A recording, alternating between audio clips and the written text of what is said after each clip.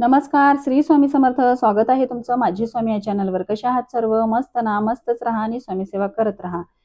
तर ही पोथी आहे श्री स्वामी समर्थांचे 9 गुरुवारचे व्रत.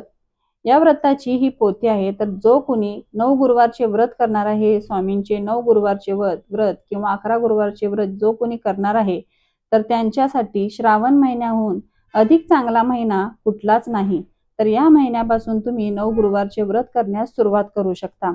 ज्यांना कुणाला 9 गुरुवारचे व्रत करण्याची खूप दिवसांपासून इच्छा आहे, पण कधी करायचं काय हे कळत नाही, तर त्यांनी श्रावण महिन्यापासून, आता श्रावण महिन्यात येणारा जो गुरुवार आहे त्या गुरुवारपासून या 9 गुरुवार व्रताची सुरुवात तुम्ही करू शकता. तर हे व्रत कसं करायचं, पूजा मांडणी कशी करायची ते आपण या व्हिडिओमध्ये बघणार आहोत. तर सर्वात प्रथम ही पोथी आहे 9 गुरुवार व्रताची. ही कुठल्याही पुस्तकाच्या दुकानामध्ये तुम्हाला मिळेल किंवा धार्मिक जी दुकाने आहेत, धार्मिक वस्तू जिथे मिळतात त्या दुकानामध्ये तुम्हाला हे पुस्तक मिळून जाईल. या पुस्तकाची किंमत आहे 30 रुपये. 30 रुपयामध्ये तुम्हाला हे पुस्तक मिळेल. तर ज्यांना कुणाला 9 गुरुवारचे व्रत करायचे आहे, ते पण पूजा मांडणी करून, तर त्यांनी हे पुस्तक खरेदी करायचं आहे आणि ते घरी आणून यामध्ये सांगितल्याप्रमाणे आपल्याला पूजा मांडणी करायची आहे. तर सर्वात प्रथम तर पूजेची मांडणी करण्यासाठी आपल्याला चौरंग लागणार आहे. म्हणजे चौरंग असू दे किंवा पाट असू दे, तुमच्याकडे जे आहे ते तुम्ही पूजेमध्ये ठेवा किंवा पूजेमध्ये तुम्ही पाट ठेवत असणार किंवा जर चौरंग ठेवत असाल तर ते पूजेमध्ये तुम्ही ठेवा. तर ज्या ठिकाणी आपण स्वामींची पूजा मांडणार आहोत, तर तिथे गोमूत्र, गंगाजल किंवा गुलाब पाणी हे घालून ती जागा पुसून घ्यायची आहे स्वच्छ.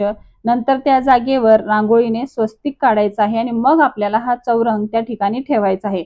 घरामध्ये पण सगळीकडे तुम्ही गोमूत्र शिंपडायचं आहे, उंबरट्याची पूजा करायची आहे आणि मग आपल्याला पूजेसाठी बसायचं आहे. चौरंगाच्या भोवताली सुद्धा आपल्याला रांगोळी काढायची आहे. त्यावर भगवे किंवा पिवळे वस्त्र अंथरून घ्यायचे आहे. चौरंगाच्या मध्यभागी तांदूळ किंवा गहू घेऊन तुम्ही असं मध्यभागी गोल पसरून घ्यायचं आहे. त्यानंतर आपल्याला पाण्याने भरलेला एक कलश त्या तांदळाच्या वरती आपल्याला ठेवायचा आहे. त्या पाण्यात आपल्याला एक सुपारी, पैसे, बेल किंवा फुले आणि तुळशी पत्र आणि थोडंसं चंदन त्यामध्ये घालायचं आहे. कलशाला हळदी कुंकू लावून घ्यायचं आहे. अशा प्रकारे कलश मांडून घ्यायचा आहे आणि आपल्या उजव्या हाताला गणपती बाप्पांची स्थापना करायची आहे. गणपती बाप्पांची स्थापना करून गणपती बाप्पालाही हळदी कुंकू, अष्टगंध, चंदन हे बाप्पांनाही आपण अर्पण करायचं आहे. फुले अर्पण करायची आहे. सर्वात आधी आपल्याला बाप्पांची स्थापना करायची आहे आणि मग बाकीची पूजा आपल्याला करायची असते. त्याचबरोबर आपल्याला या कलशामध्ये 5 झाडांची 5 डहाळे आपल्याला ठेवायची असतात. 5 डहाळ्यांमध्ये आपण आंब्याचे डहाळे घेऊ शकतो. त्याचबरोबर औदुंबर, पिंपळ, वड, जांभूळ या प्रकारचे 5 झाडांचे डहाळे आपण ह्या तांब्यामध्ये घालायचे आहेत. आंबा, जांभूळ, औदुंबर, पिंपळ आणि वड हे 5 डहाळे त्यामध्ये घालायचे आहे. जर आपल्याला हे आपल्याकडे नसेल, आपल्याला आपल्या जवळपास ह्या झाडांची डहाळे, झाडांची पाने आपल्याकडे उपलब्ध नसतील, तर फक्त आंबा किंवा नागवेल किंवा बेल यापैकी कोणतीही पाने आपण या तांब्यामध्ये ठेवू शकतो. या प्रकारे आपण हे डहाळे म्हणजे हे पान ठेवून घ्यायचे आहेत. जर तुम्हाला डहाळे मिळत असतील तर खूपच चांगलं, डहाळे ठेवूनच तुम्ही ही पूजा करा. जर अशक्यच असेल तुमच्यासाठी डहाळे ठेवणे, तर फक्त पान ठेवलं तरी चालतं. त्यानंतर आपल्याला स्वामींची मूर्ती स्थापन करायची आहे. स्वामींची मूर्ती किंवा फोटो तुम्ही अशा प्रकारे पाठीमागे तुम्ही असं स्थापन करा. ठेवताना मोठी मूर्ती वगैरे किंवा खाली पाट वगैरे काहीतरी ठेवून मग स्वामींची मूर्ती तुम्ही त्या पाठीमागे ठेवू शकता. काय होतं, कलश आपण ठेवतो त्यामुळे स्वामींची मूर्ती पाठीमागे आपल्याला दिसत नाही, तर त्यामुळे काहीतरी मोठा असा पाट ठेवून मग तुम्ही स्वामींची मूर्ती पाठीमागे ठेवू शकता. तर त्यानंतर आपल्याला विडा ठेवायचा आहे. विडा ठेवत असताना नागवेलीची 5 पाने आपल्याला ओळीने ठेवायची आहेत. अशा प्रकारे आपल्याला 5-5 पाने ठेवायची आहेत पूजेमध्ये. आणि त्यावरती खारी, खोबरे, बदाम, हळकुंड हे देखील आपल्याला त्यावरती ठेवायचं आहे.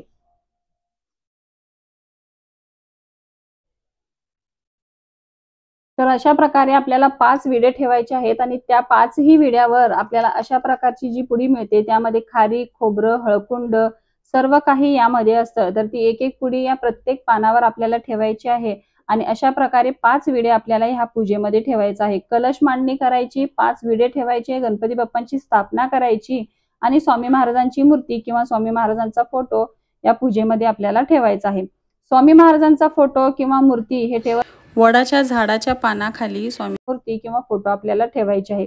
तुपाचा निरंजन आपल्याला लावायचा आहे, अगरबत्ती ओवाळायची आहे आणि सर्वात प्रथम आपल्याला संकल्प घ्यायचा आहे. यानंतर पूजे अगोदर आपल्याला संकल्प घ्यायचा आहे. संकल्प घेताना सर्वात आधी आपल्या उजव्या हातामध्ये थोडंसं पाणी घ्यायचं आहे. त्यामध्ये हळदी, कुंकू आणि अक्षता आणि तुळशीपत्र आपल्याला टाकायचे आहेत. तुळशीपत्र नसेल तर तुम्ही एखादं फूलही आपल्या हातामध्ये घेऊ शकता. थोड्याशा अक्षदा,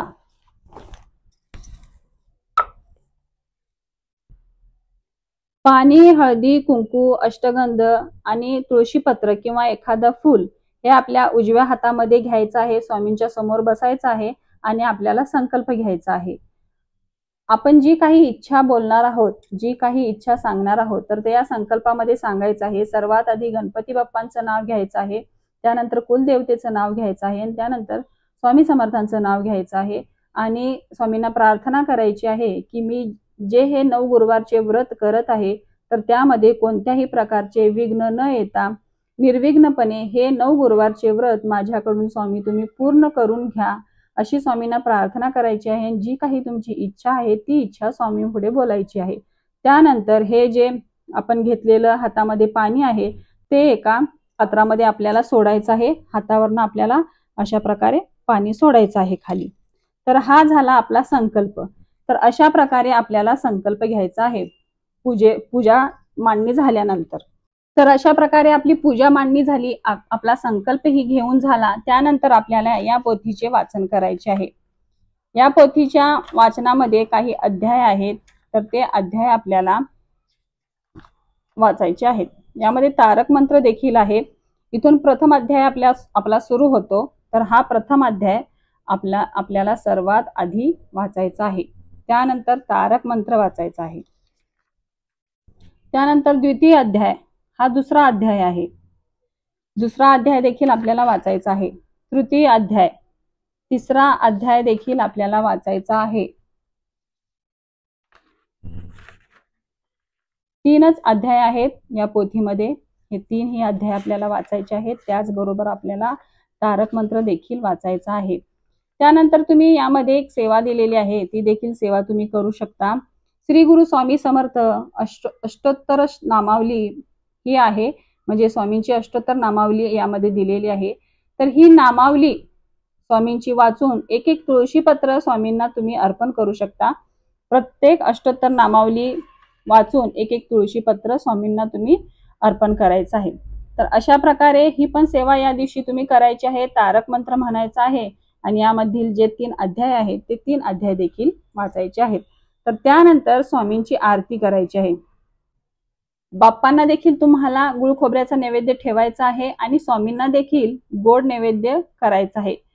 पुरणवरणाचा, शिऱ्याचा किंवा केशरी भाताचा कुठलाही गोड नैवेद्य या दिवशी घरामध्ये तुम्ही बनवायचा आहे आणि सर्वात आधी तो स्वामींना अर्पण करायचा आहे. त्यानंतर तुम्हाला करायची आहे आरती. आरती मग तुम्ही कोणतीही करायची आहे. स्वामी समर्थांची आरती तुम्हाला जी आवडते ती आरती तुम्ही या व्रतामध्ये म्हणू शकता. आरती करायची आहे. त्यानंतर तुमचा जो काही उपवास आहे तो उपवास तुम्हाला सोडायचा आहे. या व्रताचे काही नियम आहेत तर तेही नियम आपण पाळून हे व्रत केले पाहिजे. आता मी तुम्हाला दुसरे कुठले नियम सांगणार नाहीत. या व्रताच्या पुस्तकामध्ये जे नियम दिलेले आहेत तेच मी नियम तुम्हाला सांगणार आहे. तर यामध्ये असे नियम दिलेले आहेत की या व्रताला कोणत्याही गुरुवार पासून आरंभ करावा. हे व्रत क्रमाने 9 गुरुवार करायचे आहे. व्रत संकल्प फक्त पहिल्याच गुरुवारी करायचा असतो. संकल्पित व्रत झाल्यावर 9व्या गुरुवारी उद्यापन करावे. हे व्रत कोणतीही व्यक्ती, अबाल, वृद्ध, स्त्री, पुरुष, पती, पत्नी व कोणत्याही जाती धर्माची व्यक्ती सद्भावेने करू शकतो. व्रतकर्त्याने या दिवशी उपवास करावा. तो सायंकाळी सोडावा. फलाहार, चहा, कॉफी घेऊ शकता. स्त्रियांच्या बाबतीत व्रताचरण करताना मासिक अडचण आल्यास फक्त उपवास करावा. तो गुरुवार गृहीत धरू नये. जेवढे गुरुवार आड येतील तेवढे गुरुवार अधिक करून 9 ही संख्या पूर्ण करावी. उद्यापन त्याच्यानंतर गुरुवारी करावे. प्रवासाचा प्रसंग आला तरी उपवास सोडू नये. अशा वेळी दिवसभर श्री स्वामी समर्थ या मंत्राचा जप करावा, पण तो गुरुवार गृहीत धरू नये. एक गुरुवार अधिक करावा. हे शीघ्र फलदायी व्रत आहे. ज्या इष्ट कार्यसिद्धीसाठी आपण हे व्रत आचरणार असाल ते इष्ट कार्य श्री स्वामींच्या कृपेने 9 गुरुवारच्या आतच संपन्न झाले तरी व्रतोपासना चालू ठेवावी व 9व्या गुरुवारी यथाविधी उद्यापनही करावे. इच्छित कार्य पूर्ण झाले म्हणून व्रत मध्ये सोडू नये. काही कारणामुळे सुतक, सोहेर, घरावर अचानक आलेले संकट, स्वतःचे आजारपण, प्रवास, महापुरासारखी सार्वजनिक आपत्ती, व्रतकर्त्या स्त्रियांच्या बाबतीत तिच्या मुलाचा आजार व तिच्या स्वतःच्या बाळंतपणानंतरचे 3 महिने इत्यादी अनेक कारणांनी व्रतामध्ये खंड पडू शकतो. अशा वेळी तेवढे गुरुवार मोजू नयेत, उपवास करू नयेत. अशा प्रसंगी जेवढे गुरुवार झालेले असतील त्यांचे पुण्य फुकट जात नाही. परिस्थिती अनुकूल होताच उरलेले गुरुवार करून यथाविधी उद्यापन करावे. व्रताच्या दिवशी तसेच उद्यापनाच्या दिवशी दर्शनार्थ आणि तीर्थप्रसाद घेण्याकरता येणारे प्रत्येक स्त्री पुरुषांना या व्रताच्या पोथीची एक प्रत सप्रेम भेट म्हणून द्यावी.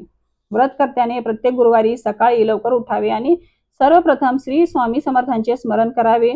प्रातःविधी झाल्यावर आंघोळ करून स्वच्छ वस्त्रे नेसावी. मग श्री गणपती, कुलदेवता, ग्रामदेवता, इष्टदेवता व गुरुदेवांचे किंवा दत्तात्रयांचे स्मरण करून घरातील वडीलधाऱ्या मंडळींना नमस्कार करावा. त्यानंतर पूजेची सर्व सिद्धता करून श्री स्वामी समर्थांची तस्बिरीची पंचोपचार पूजा करावी. पूजन करताना मन शांत व प्रसन्न असावे. व्रत दैवत श्री स्वामी समर्थ आपल्या समोर साक्षात बसलेले आहेत असा भाव असावा. सायंकाळी श्री स्वामी समर्थांच्या तस्बिरी समोर अगरबत्ती व तुपाचा दिवा लावावा. साजूक तुपाचे निरंजन लावल्यास सर्व मांगल्य होते. श्री स्वामी समर्थ आपल्या सर्व भक्तांचा आदर करीत अतिथी अभ्यासगत प्रेमाने खाऊ घालतील. गावातून मागून आणलेले मिश्रान्न मुक्या प्राण्यांना, भुकेल्यांना, चिमणी पाखरांना देऊन मग स्वतः 2 घास खात. हे सर्व लक्षात घेऊन आपण ही व्रतदिनी यथाशक्ती दान करावे. दारी आलेल्या याचकास विनुक पाठवू नये. भुकेलेला अन्न द्यावे. कुत्र्याला चपाती घालावी. गाईला गोग्रास द्यावा. मुंग्यांना साखर घालावी. कबुतरांना व पक्ष्यांना दाणे घालावीत. यापैकी तुम्हाला जे जमेल ते तुम्ही करायचे आहे. तर ह्या व्रताच्या पुस्तकामध्ये जे दिलेले नियम आहेत तेच मी तुम्हाला आता वाचून दाखवलेले आहेत. तर अवघड असे काहीच नियम नाहीत. खूप साधे सोपे नियम आहेत. मासिक अडचण किंवा दुसरी कोणतीही तुम्हाला अडचणी आली तर तो गुरुवार फक्त उपवास करायचा आहे. पूजा मांडणी करायची नाही. फक्त उपवास करा आणि तो उपवास पण जे 9 गुरुवार तुम्ही करत आहे त्यामध्ये तो एक गुरुवार वगळायचा आहे. तो गुरुवार त्यामध्ये धरायचा नाही. पुढच्या गुरुवारपासून परत सुरुवात करायची आहे. सुरुवात म्हणजे आता तुमचे 4 झालेले आहेत आणि 5व्याला तुम्हाला अडचण आली तर त्या गुरुवारी तुम्ही फक्त उपवास करा. पूजा मांडणी करू नका आणि तो जो गुरुवार तुमचा 5वा होणार होता तर तो सोडून द्यायचा आहे. पुढचा जो गुरुवार येणार आहे तर त्यावेळी तो तुमचा 5वा गुरुवार परत सुरू होईल. तर अशा प्रकारे ही साधी सोपी पूजेची मांडणी आहे आणि अशा प्रकारे आपल्याला 9 गुरुवार व्रताची ही सेवा करायची असते. व्रताचं उद्यापन करताना तुम्हाला ही पोथी देखील भेट द्यायची आहे. काहीतरी गोड घरामध्ये करायचं आहे आणि अतिथ्यांना बोलवून तुम्हाला ते जेवू घालायचं आहे जेवण आणि त्यांना सप्रेम भेट म्हणून एक पोथीचं तुम्हाला भेट द्यायची आहे. तर अशा प्रकारे हे 9 गुरुवारचे व्रत आहे. तुम्हाला जर करायचे असतील तर श्रावण महिन्याच्या गुरुवारपासून तुम्ही त्याची सुरुवात करू शकता. श्रावण महिना इतका पवित्र महिना कुठलाही नाही. तर तुम्हाला गुरुवार करायचे असतील तर या गुरुवारपासून, श्रावण गुरुवारपासून तुम्ही गुरुवारच्या व्रताची सुरुवात करू शकता. आता मी तुम्हाला ही पूजेची मांडणी करून दाखवलेली आहे. तर मी इथे फक्त सुपारी ठेवलेली आहे, पण तुम्हाला या 5 ही विड्यांवरती तुम्हाला अशा प्रकारे ही एक पुडी ठेवायची आहे किंवा खारीक, खोबरे, हळकुंड, सुपारी हे सगळे तुम्हाला या 5 ही विड्यावर ठेवायचं आहे. तुम्हाला आजचा व्हिडिओ कसा वाटला, माहिती कशी वाटली नक्की कमेंट करा. व्हिडिओ आवडला असेल तर चॅनलला लाईक, शेअर आणि सबस्क्राईब करा. तोपर्यंत सर्वांना श्री स्वामी समर्थ.